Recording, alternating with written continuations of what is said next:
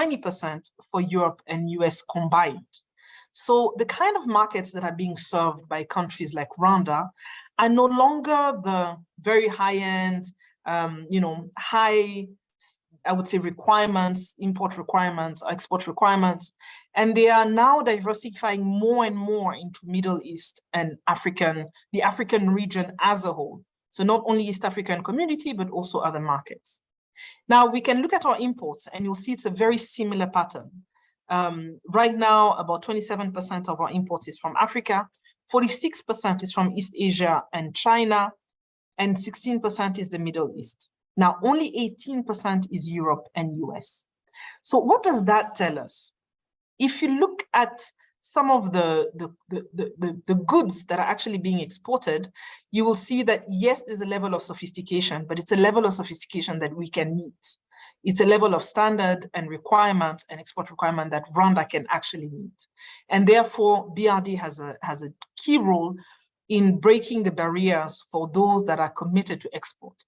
Once again, that means providing, interest rates that make a strong business case. It is about helping with access to licenses. It's about using commercial diplomacy because of our links with the Ministry of Trade and the Ministry of Foreign Affairs. And basically, what we say is we have a role to kind of help our clients, which are SMEs, dare the export markets. And sometimes it's even more psychological than it is business. And it's important that their bankers are not just there to cash the cash, but also to hold their hand and say, try it. Try with 10%, try with 20%, but try to export by all means, because with the trade deficit that we have, the solution is obviously not to curtail imports because that would affect our growth negatively, but it is to grow our exports massively. Now, post-COVID, there were some lessons.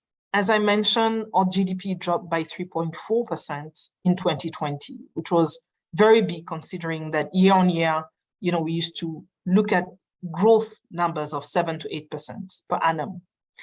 Now, the one sector that was the most resilient was manufacturing.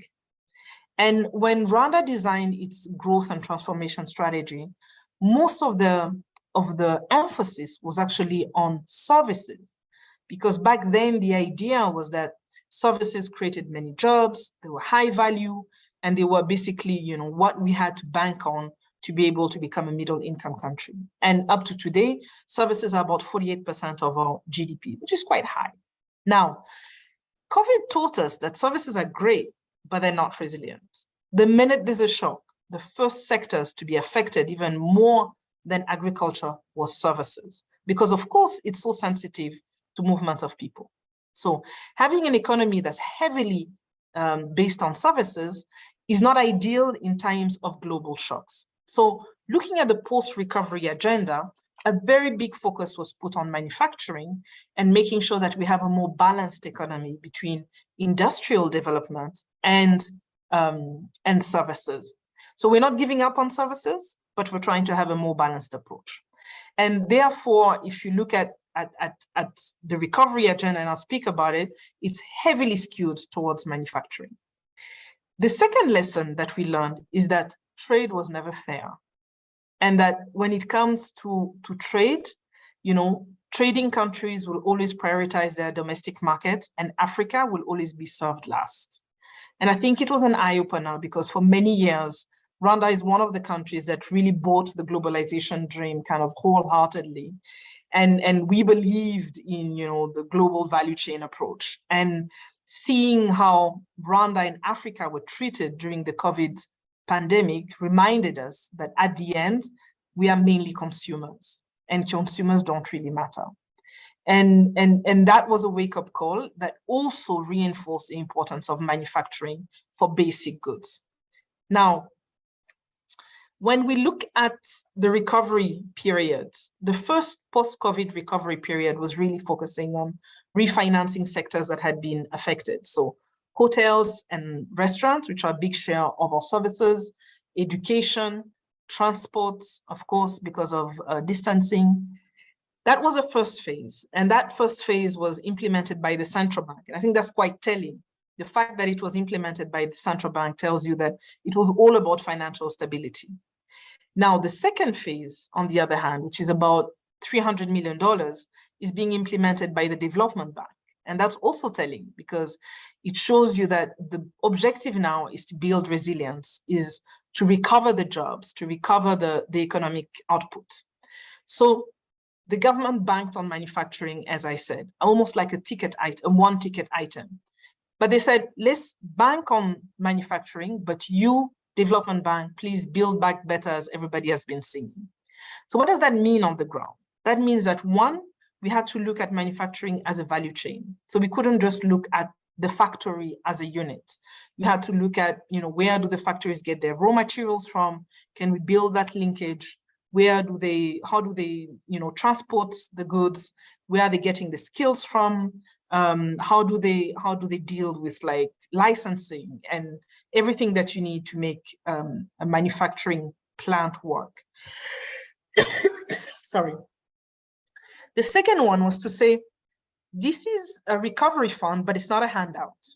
So we want the financial sector to also play a role. So we created an on-lending product where BRD was actually lending to commercial banks and imposing some of the terms, saying, we're giving you money and you have 6 months to use it, but you can only use it at 8%. However, you can blend it with your own cash on the condition that you don't exceed a certain margin. And the banks were delighted. For them, this was like a cloud of oxygen, but at the same time, it forced them to look at manufacturing with fresh eyes. And many banks never really cared about manufacturing. And all of a sudden, they're ready to put their capital behind manufacturing because they saw that this was a resilient sector. They also saw that the clients that they had in manufacturing did not default during COVID, and they had an appetite. And the idea was, to what extent can we get the financial sector to drive the recovery by encouraging their clients to front load their investments. So any client that wanted to expand their factory would be super fast tracked. Any client that wanted to diversify their portfolio and had a bit of liquidity was super fast tracked. So we worked together to make sure that not only was this an effort of the Development Bank of Rwanda, which would have been a challenge for us to find the pipeline, but also to bring the commercial banks into the manufacturing agenda. Now, the third thing that we did was to say, can we make sure, as we lend on lend to the commercial banks, that we use this as a carrot, because it was really sweet liquidity, that we use this as a carrot to make sure that they comply with environmental and social and governance safeguards.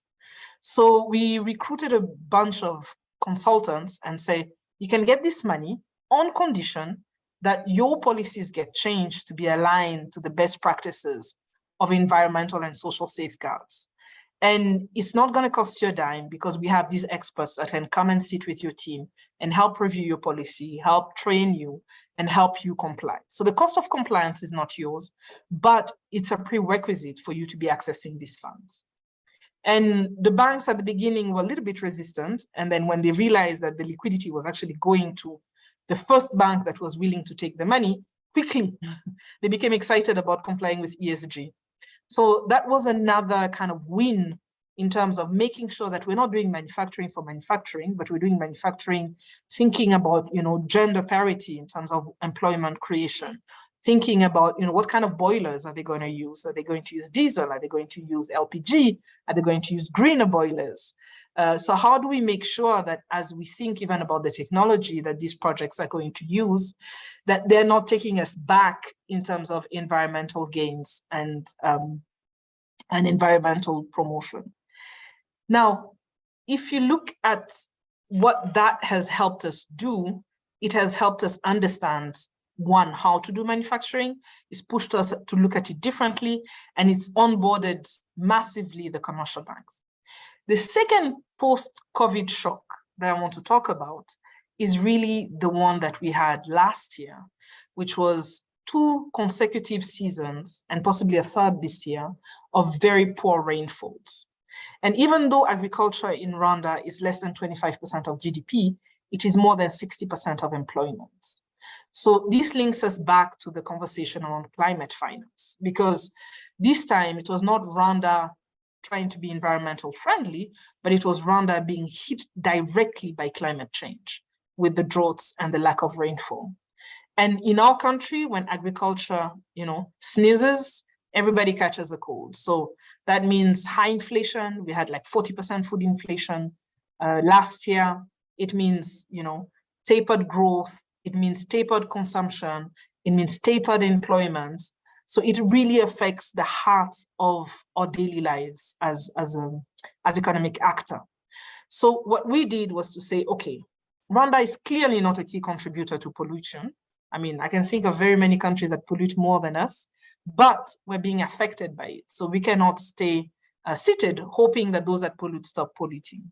So we set up one big fund called IREME Fund that we pledged to set up in COP26, and we actually mobilized for in COP27 in the Africa Cup, Sharm el-Sheikh, to say, okay, it's one thing to think about manufacturing as we think about industrial development, but it's another thing if we want to think about resilience, to really think about climate change.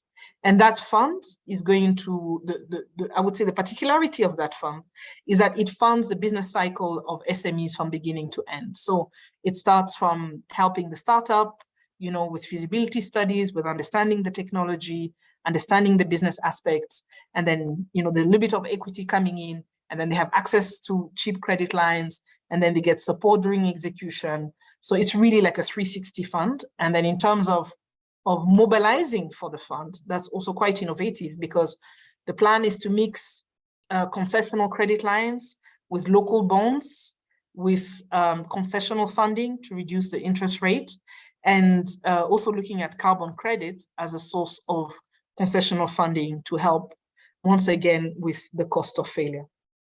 So when you put all that together, you see now the link between our trade deficits, the choice around manufacturing and manufacturing for export, manufacturing as a resilient sector to help to diversify the growth agenda. You see the link between, climate change and our trade, because if you look at the composition of exports, I didn't talk about it, but a large composition of our export is actually food processed exports.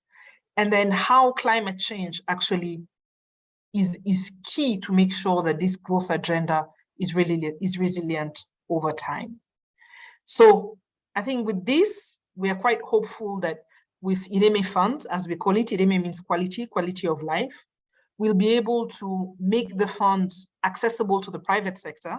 And when I talk about the private sector, I talk about the local private sector, because many times when we hear about climate finance, we hear about the private sector, but we're not talking about the Rwandan private sector. We're talking about BlackRock. We're talking about the foreign private sector, which is one thing, which is one part of the equation if you want to attract private sector money, but it's not the whole equation. And for me today, from where I sit, the biggest risk with climate change funds is actually the pricing risk at the local level. So you can de-risk BlackRock with a guarantee from IFC or from anybody, but that does not mean that that loan or that money will be affordable for the private sector of Rwanda. And this is where we need to think about blended finance beyond just guarantees, and actually think of blending concessional finance and private commercial terms finance. Now, for that to be a success, there's still issues with the pipeline. I can raise $1 billion. Can I spend $1 billion in the green economy? I'm not sure. So there's quite a heavy lifting that needs to be done around creating the pipelines. And I think development banks are very well positioned for that. There's a need to change the way these climate funds are being channeled through the countries. Right now, it's very projectized. I like to say that, climate funds look like what aid looked like in 1990. So they say beyond aid, and I always tease the Global Fund and the Global Climate Fund and other funders to say, well, it's beyond aid, but kind of in a negative way, like old aid. So we really need to move away from the projectization of climate finance, which right now is not the case. And if we move away from projectization and look at institution reforms, then that will be able to take us to scale, because the way the climate funds are structured today cannot take us to scale. I gave you the example of manufacturing, and how commercial banks were brought on board to buy into the agenda of manufacturing. And I think that's a best practice that should be applied also for climate finance, and not look at vertical funds in countries, but more look at how do we create incentives for the existing financial sector to play its role when it comes to climate finance. Now, where can we start from? I don't know if you know, but actually public development banks in the world today actually have assets worth $23 trillion.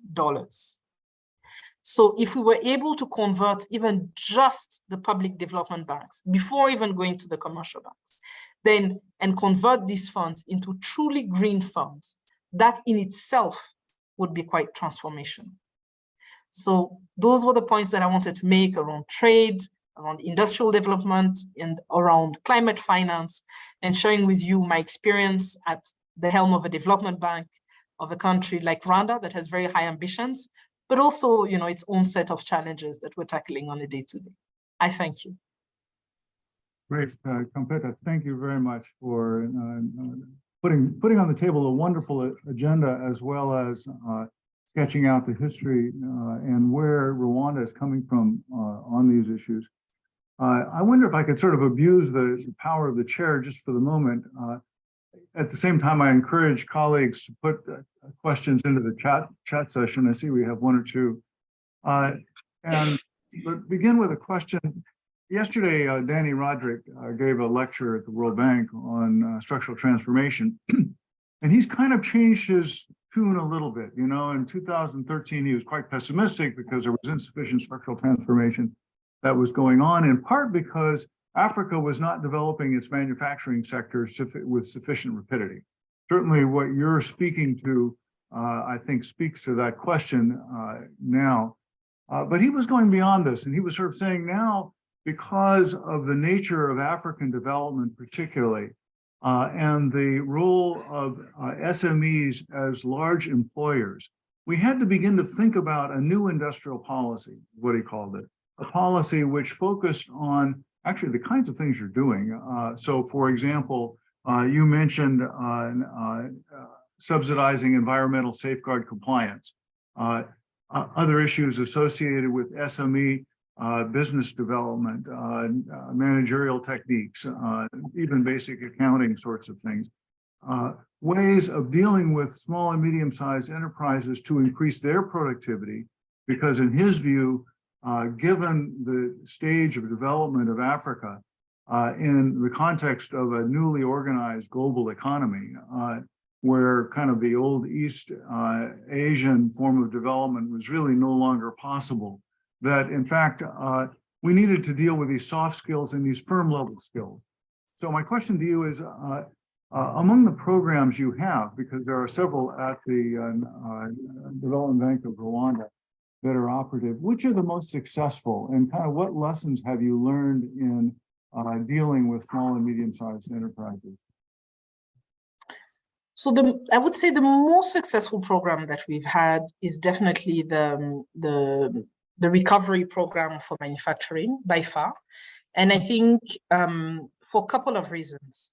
One is when we designed the program, it was not designed by the Ministry of Finance. It was designed by our business unit that deals with SMEs. So we asked them, what are your top 3 kind of headaches?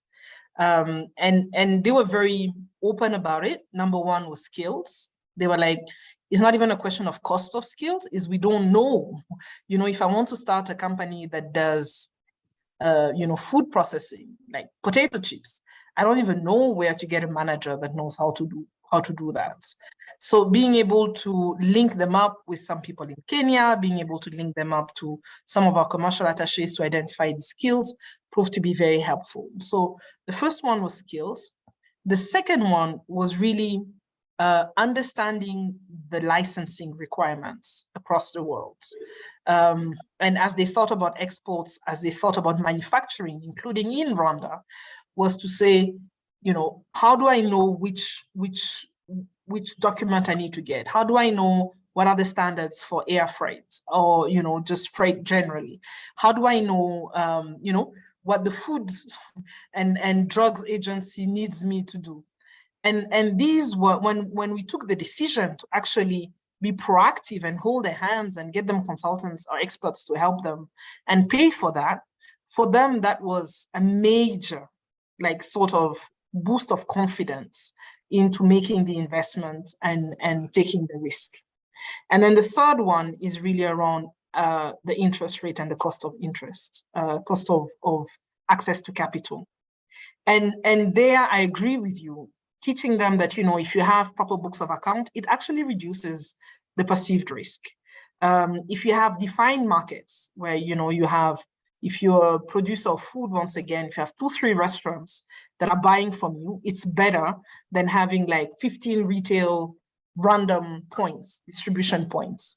Them understanding how the financial sector assesses risk and understands risk was also very important. And that came from bookkeeping, understanding how we think about market risks, understanding what are their, real production risks, understanding how to negotiate with the utilities, to get a lower price, to get a lower cost of operations.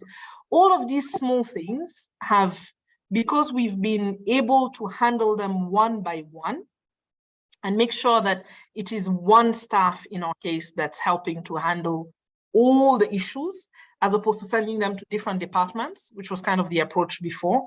We had a department in charge of TA, and then we had another department in charge of collateral, and then we had another department in charge of loans, and then, a little bit bureaucratic. So being able to give them one point of coordination and saying, you're in charge of that business. Like, they fail, you fail. So your incentives at the corporate level are fully aligned to this person's incentive, right? Was key to making sure that we're able to deliver this project, this program on time and to scale. Fabulous, fabulous. I wonder if we could take questions from the audience. I don't know how we're going to work this, Sharanka, but I'd be happy to recognize people from the audience. I can see them on the video, but if you would raise your hand or otherwise make yourself known, I'd be happy to recognize you. And I see Rania is running around with a microphone. Maybe if you would introduce yourself and ask your question, it would be quite helpful. So we have someone at the back of the room, it looks like. Rania, am I right? Yeah. Thank you. Thank you. My name's Justin Kanza from the FCDO. So yeah, thank you for your talk. It was very interesting, particularly about the recovery funds and your lending to the manufacturer or help with support with the manufacturing sector. I was just wondering how you went about the prioritization of which firms or particular industries within the manufacturing sector in order to give your support to, and whether you were considering the possible structural transformation effects of the particular industries in the sector. Thank you.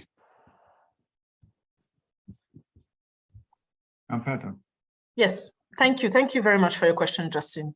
So the sectors were basically based on value addition, because the key objective was not just supporting manufacturing for manufacturing, but trying to move up the value addition, the value chain. So the sectors that were identified were sectors where we saw a potential for, I would say, a significant value addition. So if you're moving from, stone to just crushing, that would probably be a lower impact than, moving from starch to pharmaceutical, obviously. So the added value was considered as a priority. Now, because we have, I must say, quite a few number of firms, we were able to just set the threshold as minimum value addition and then take them on a first come, first served basis.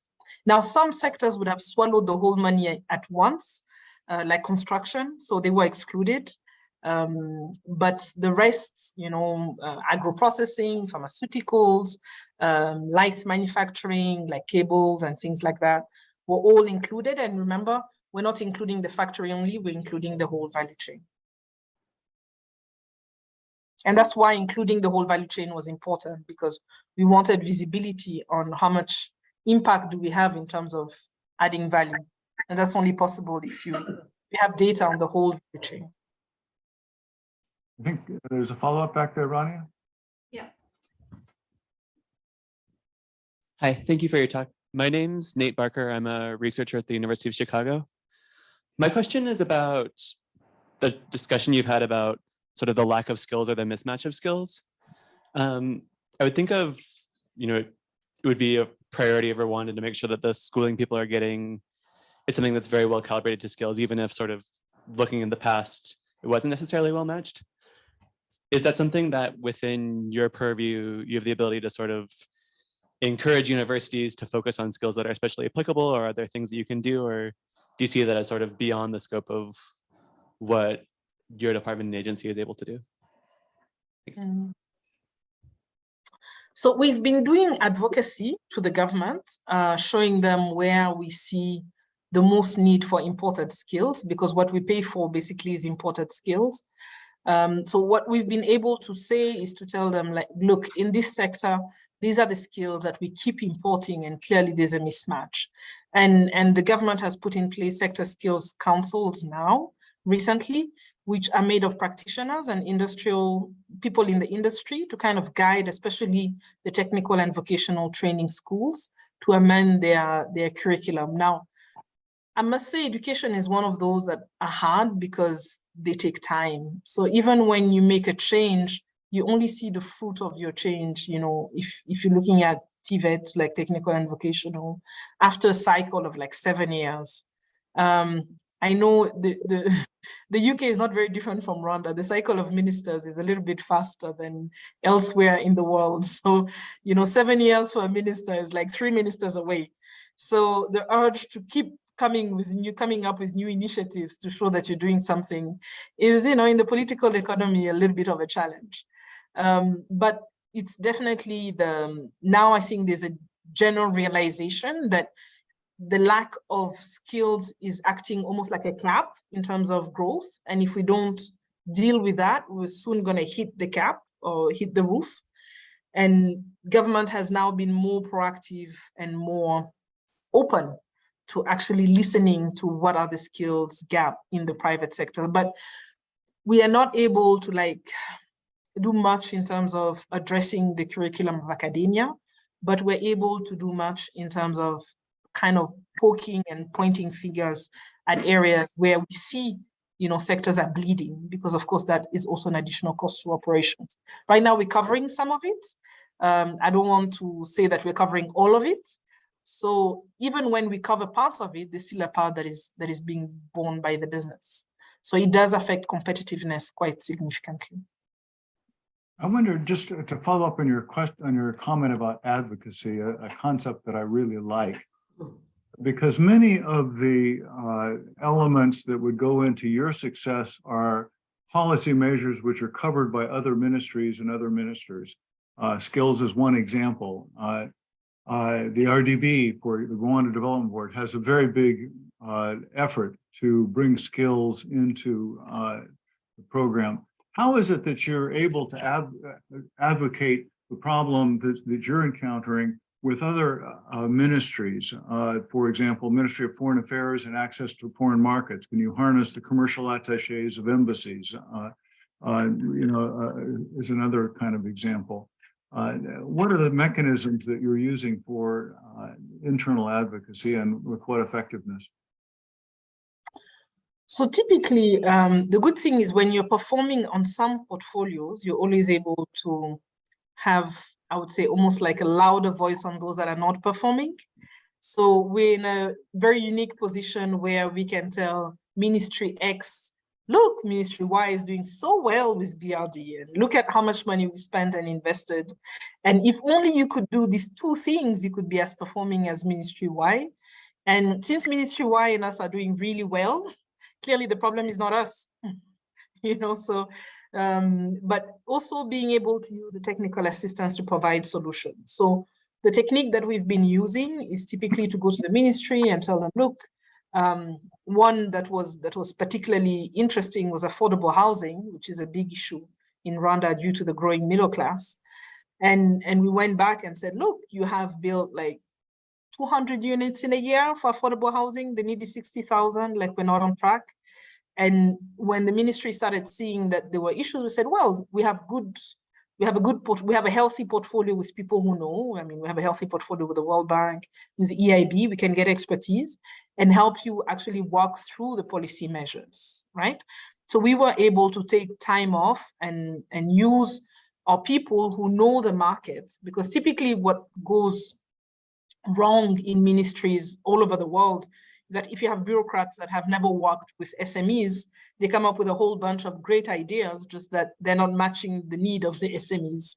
So we're able to take the business team and say, come, can you sit in on this policy note that we're going to do for the Ministry of Infrastructure? And do you think that makes sense? Can you ask your clients if this would really be a solution? And we're able to go back to the ministry and say, hey, you had 10 ideas, 3 sound like they're really great, and these are the numbers to back them up for you to take to cabinet. The 4th and 5th, we think will not fly because this is not the need of the private sector. And these are, you know, the number of SMEs that we've consulted, and like 7 and 8 are just plain bad ideas. And because they know that, you know, we are tied by the hip in terms of success, when the policy obstacles are being removed, we get to, you know, disburse the money, and we make money when we disburse the money. They feel like our interest is aligned, which is something that is not the case with commercial banks that obviously have a very, you know, private, selfish interest, if I can put it like this. So I always go back to them and say, look, if we're able to disburse in your sector, this is a plus for you, it's a plus for me because I can make money from it, but more importantly, we can share the development objectives. And we had a case like that with renewable energy, and, you know, I was looking at the numbers yesterday, and in 2 years, we've managed to connect about 206,000 households by having this back and forth with the Ministry of Infrastructure, and, you know, keep adjusting. And you know how it is. Sometimes it's decision-making that they see is right, but they're not sure. So since we have the status of a private company by law, we're not burdened by procurement and all these things. So sometimes we offer to be a pilot. We're like, look, we're a development bank, we're allowed to fail. Why don't you let us do a pilot around your idea? And then we don't have to have a theoretical debate about who's right. You know, we can take a bit of money and take a risk. And, you know, most times by the time your policy will be through, it's going to be 2 years, and we'll have 2 years of piloting. So it's a win-win. And I think many ministries really like that, because then they can go to cabinet with something that's been tested. Great. I see Doug Gollin seems to have a question there, if I got it right. Yeah, thank you so much for a really interesting presentation. And yeah, this is Doug Gollin. I'm a researcher at Oxford and one of the research directors of the STEG program. I have a question which is about, I suppose, about the instruments that you have to work with and about timelines. And thinking about structural transformation, much of what we're interested in and many of the changes that we're talking about are fairly long-term and take place over periods that, if I'm understanding right, are longer than many of the kinds of timelines that you're thinking of for particular loans or for particular development bank applications. And so I wonder if you talk just a little bit about how you think about matching the tools that you have to the challenge of longer term change in the economy, changes in the structures of the economy. So it's a very good question. And one of the value add of a development bank is supposed to stretch the maturity of these development projects. So we have the longest tenure in the market. Typically, we can do 7 years to 10 years for a project. In the case of hotels, we can go up to 15 years. Recently, we launched a product that could help the banks do 20-year mortgage for affordable housing. So how we do that is basically by working with development finance institutions and working with them to have longer maturities. So the typical Agence Française de Développement, KfW, World Bank, EIB, tend to be more open to longer tenor. So we fundraise around the tenor that we want to put out in the market.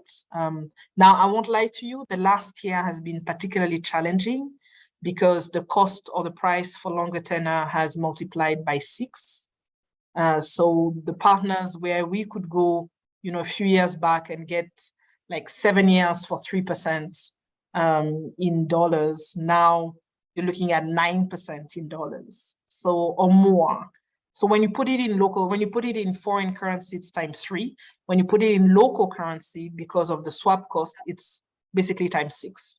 So these have been the challenges of late. So we've opted for shorter tenor, and we're like, hopefully by then our financials keep looking and better and better and better. So by then, maybe because the bank will look even better, we'll have a better deal to stretch the tenor further. And I must say we're non-deposit taking, so we really rely on credit lines to be able to play a role in the markets. The other thing is we've been very vocal about capitalization. And one of the conversations that we always have with the Ministry of Finance is to say, make sure that you capitalize us enough to be able to, when the needs be, stretch that tenor a little bit. Now, I always tell the team, the sectors that we're investing in today is like planting seeds. So the manufacturing companies that are being created today will only become, hopefully, large companies, in the next 7 to 8 years. But if we plant the seeds right now, then at least by the time, the strategy of government, the next strategy of government kicks in, these are companies that can have a footprint and can start being a market for other smaller companies. So it's not easy. Most of our products are senior loans. So they are, as I said, 7 to 10 years. We're able to do guarantees also for 7 to 10 years. I think the areas where we have to keep fundraising is around concessional finance, like grants, because grants tend to be very short. So if you're doing like an interest subsidy product, then you have to make sure that you kind of commit it within 3 years, otherwise the money's gone. So the patience of grant donors is very short term, it's 3 to 5 years. So that forces us to commit quickly. But then we have a fundraising team that keeps the pipeline of grants alive. The other thing that we've been doing of late is to use trade finance as a cross subsidy for project finance. So we've developed the trade finance product, which, as you know, is quick cash, doing LCs and other short-term instruments. And it gives you quick profit. And then that profit, instead of, giving it to the shareholders, we reinvest it as kind of like a way of stretching the maturity of the short-term lines that we have. So it's almost like a cross subsidy, if you want, from trade finance to development project finance. Super. I would be remiss if I didn't give you the opportunity to challenge this audience, Campetta. You have assembled maybe 40 or 50 top-class researchers from around the world. I'm sure there are burning questions of research that you would like to see this community engage in that would be directly useful to you. I wondered if you just wanted to spin out a few thoughts on that topic. You and I have had the advantage of having this conversation in some degree, but you always come up with some new ideas. So I wondered you might want to throw out 2 or 3 challenging research topics that you think this group might pick up in one form or another. I mean, sure. I'm always up to giving homework. I think that the first one is really, there's a lot of talk. I mean, in my experience, there's a lot of talk about blended finance. And I think no one has really double clicked on that to say, what is it and what's useful? So it has become kind of like an umbrella terminology, and I'm not sure what it means anymore. And it would be interesting for the academia to kind of look at what are the various shades of blended finance.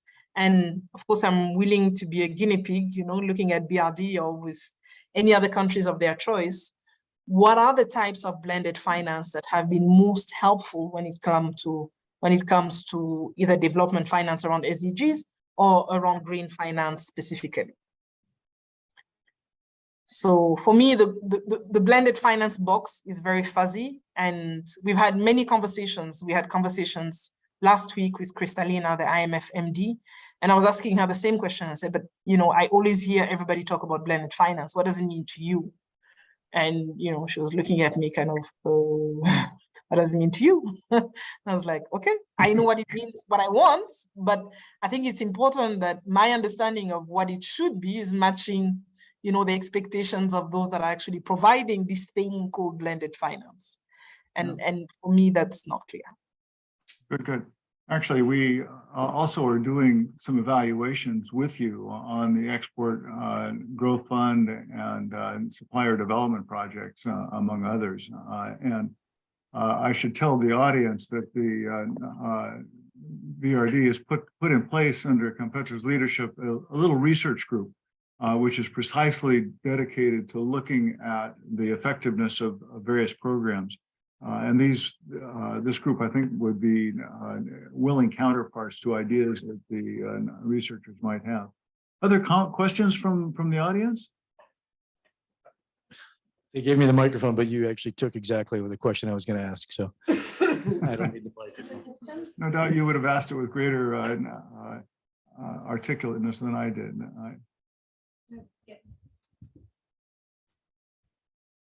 I see there's a question in the chat group. Is there a way to overcome a low domestic savings rate by turning into international capital markets? Please take that up. That's a very interesting question. And Rwanda has tapped into international capital market twice. The second time was mainly refinancing the first one. We have a very, I would say, low appetite to private international debt. And the reason is because of the numbers that I've given you in terms of the mismatch between exports and imports. So our debt to GDP ratio is not crazy. The composition of our debt is like 80% concessional. And the reason why it's 80% concessional is because our export growth has not been up to scratch. So according to our strategy, we're supposed to grow year on year by about, I think, 28 to 30%. We're still around 12 to 17. And therefore, the biggest constraint to tapping into international capital markets right now is actually the foreign exchange to debt repayment ratio. So that's the challenge, and we're very, very prudent about it. Now, the first time when we tapped the international market, I had the pleasure of leading the team. And it was very specific projects. So we had like 4 flagship projects. The money was invested directly. We knew that these were projects with high rate of returns, So we're a little bit like your grandma investing, like super careful and like super surgical. And that was like $400 million, which later on got refinanced at a cheaper rate. So actually, when they reopened the bonds 8 years later, they actually got a better rate. It was just before the time when the interest rates flamed up. It was a perfect timing, and they got a better rate than the first time. So it was worth it. But because of that, it's not really an appropriate substitute, unfortunately. Good, very helpful. Thank you so much, Competa, and hello, Richard. This is Maggie McMillan. I think that you said in response to a question about which sectors within manufacturing you guys target, I think you said value addition was a priority. So I'm just wondering if employment creation is also at the top of your list, or how you trade value addition off with employment creation, or if you do it all. It's a very good question. I must say we've not used employment creation as an eligibility criteria. We use it more as a monitoring income. And indeed, some manufacturing sectors are more labor intensive. We've been more focused on the composition of the labor, making sure that, because women were constituting less than 5% of the workforce in manufacturing. So during COVID, we realized that, of course, if the most resilient sector has no women, women were more affected by COVID and more vulnerable. But we have not used employment as an eligibility criteria yet. And the reason is simply because for some industries, you get the employment effect at the time of expansion. So I have a couple of clients that started with manufacturing, and they had because the first phase was heavily, I'm gonna say like equipment based. So they had maybe something like 100 permanent workers and maybe 150 temporary workers.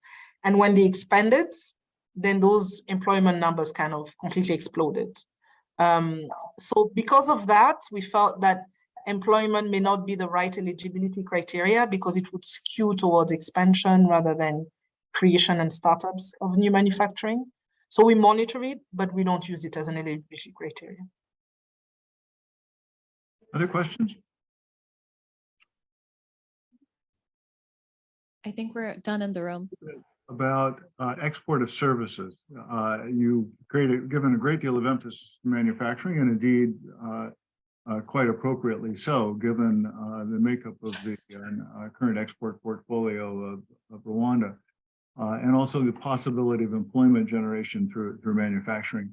But still, export of services are really important for Rwanda. We did a little study with the IGC to go out and map the exports of the educational system and the export of the health system. And while it's still quite small, it's growing very rapidly. This also is the dynamic part of the global marketplace. Are there particular things about the export of services that interest you and are being taken up by your office in that area? So it's very interesting because we had a discussion actually last month with my board around export and services, and to what extent is it organized?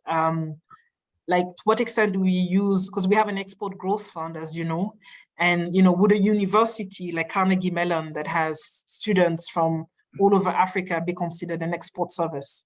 Is it just plain education in terms of definitions and eligibility? And more we're seeing that actually, these are exports of services. If you look at the African Leadership University, if you look at Carnegie Mellon, so we need to develop a product that's appropriate. Of course, the challenge with the export of services is your collateral. I mean, once again, because a factory has land, has a building, has equipment, so it's kind of like easier, I would say, in terms of collateral. A university is hard to collateralize the students. We can try, but it's a little bit more difficult. Typically, the building doesn't belong to them. They're on the lease basis. So the requirements to back up the loan are more difficult. It's not impossible, and that's something that we're now looking at to see what we could do. Interestingly enough, you'd be surprised, the number one, I don't know if the people in the room know, but our number one income earner in terms of export of services is actually peacekeeping. Yeah. So the largest beneficiary of the balance of payments is actually peacekeeping in Africa and in Haiti, and that has been a major source of revenue. So I was asking my team, like, should we do a product for peacekeeping, as a development objective? Of course, it was teasing them a little bit, but we tend to think about tourism, which I think in Rwanda there's still space for investment in tourism in terms of exports of services, but it's quite limited in terms of infrastructure. And then, of course, there's Rwanda aspiring to be a financial hub. So if you want to be a financial hub and export financial services, then there's a need to invest in the development of skills. And that's also a challenge that's been thrown to us. And I remember one of your participants asked about the role that we can play in skills.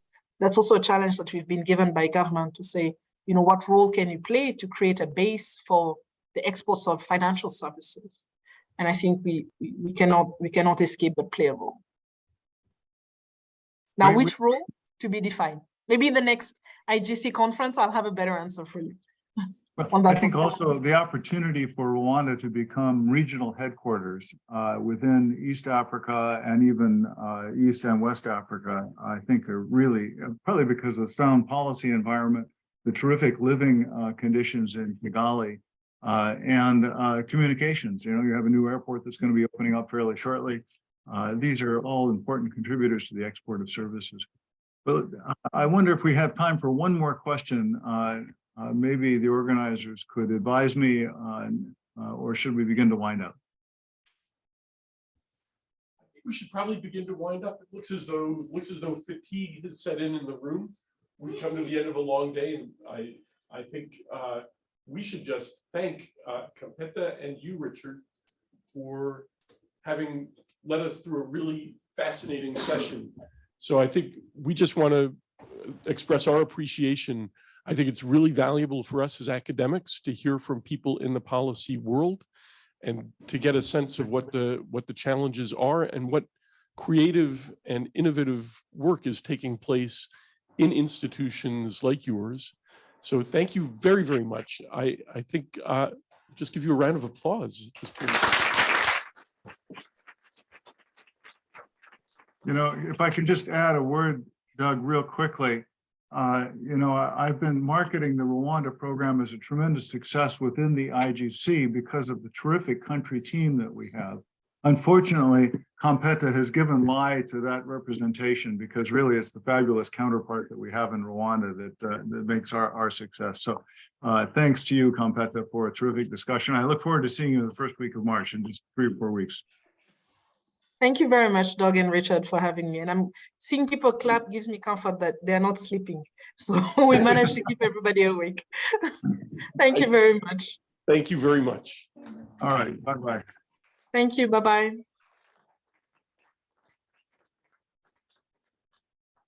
And I think with that, we get to close for the day. And just because I don't know how many people, some people will come and go tomorrow. So before people leave, I just want to express my thanks to Rania and Shubranka, and to Ed and Anna and Monica and Lydia and the team who've been kind of keeping things running today. And thank you all so much.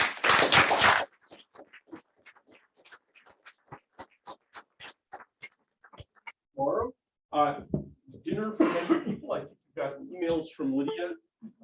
So we'll look forward to seeing many of you at dinner. And thanks again for the great participation.